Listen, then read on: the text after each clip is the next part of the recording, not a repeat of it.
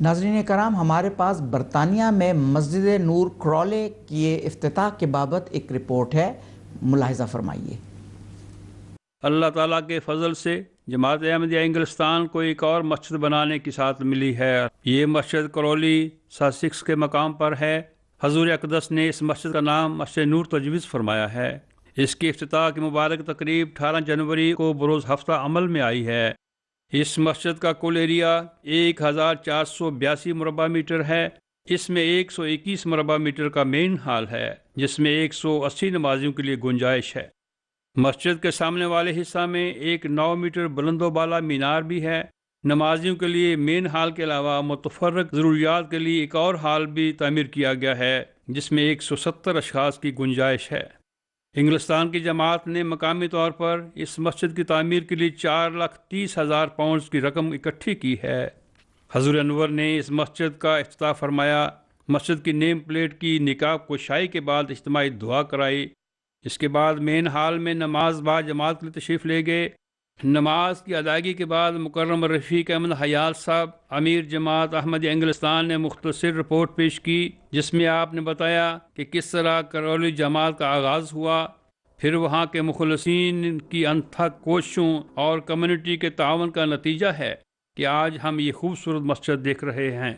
حضور انور نے مسجد کے بارے میں فرمایا، یہ مسجد کمیونٹی کے لیے اللہ تعالیٰ کا ایک تحفہ ہے، تاکہ لوگ اجتماعی طور پر اپنے خدا کی عبادت کر سکیں، نیز حسب ضرورت دیگر جماعتی پروگراموں کو بھی منعقد کر سکیں۔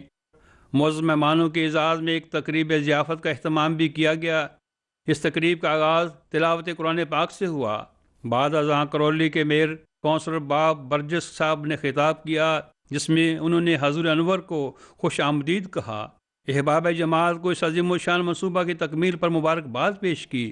اس کے بعد مکرم احسن احمدی صاحب ریجنل امیر، لانگلی گرین سے labour counsellor Mrs Brenda Smith صاحبہ، ڈپٹی لارڈ لیفٹیننٹ اور ملکہ عالیہ برطانیہ کے نمائندہ ڈاکٹر جان گاڈفری اور کرولی کے member of parliament honourable Henry Smith نے حاضرین سے خطاب کیا، جس کے بعد معزز مہمانان کرام نے حضور انور کے ساتھ تحائف کا تبادلہ کیا۔ بعد ازیں حضور انور نے اس تقریب کے لیے اختتامی خطاب فرمایا۔ سب سے پہلے حضور انور نے لوکل کمیونٹی اور مقامی کونسل کا شکریہ ادا کیا کہ انہوں نے اپنے قصبہ میں اس مسجد کی تعمیر کی اجازت مرمت فرمائی ہے۔ اس کے بعد آپ نے اسلام کے بارے میں بعض غلط فہمیوں کا ازالہ کیا اور بتایا کہ آپ لوگ اس مسجد کو فرض شناس اور کمیونٹی کو تحفظ، امن اور سلامتی دینے والے مسلمانوں سے بھری پائیں گے۔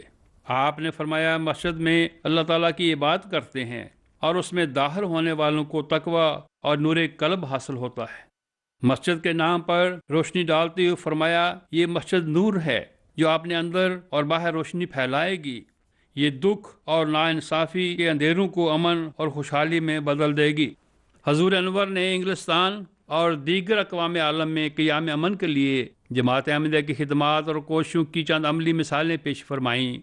In the developing world, and in particular in a number of African countries, we are within our limited resources running humanitarian projects to help alleviate the suffering of the local people and to help them develop. Whatever we do is motivated entirely by the teachings given to us by Allah in the Holy Quran. It is because of these teachings that we consider the pain of the world to be our pain. And we do not limit our efforts to mere words or slogans, but we practically seek to help and assist others in all possible ways and to spread love, affection and brotherhood to every corner of the world. آخر میں حضور اقدس کی اجتماعی دعا کے ساتھ یہ مبارک تقریب بخیر و خوبی اپنے انجام کو پہنچی، جس کے بعد حاضرین کی خدمت میں عشائیہ پیش کیا گیا۔ MTA international UK studios, London.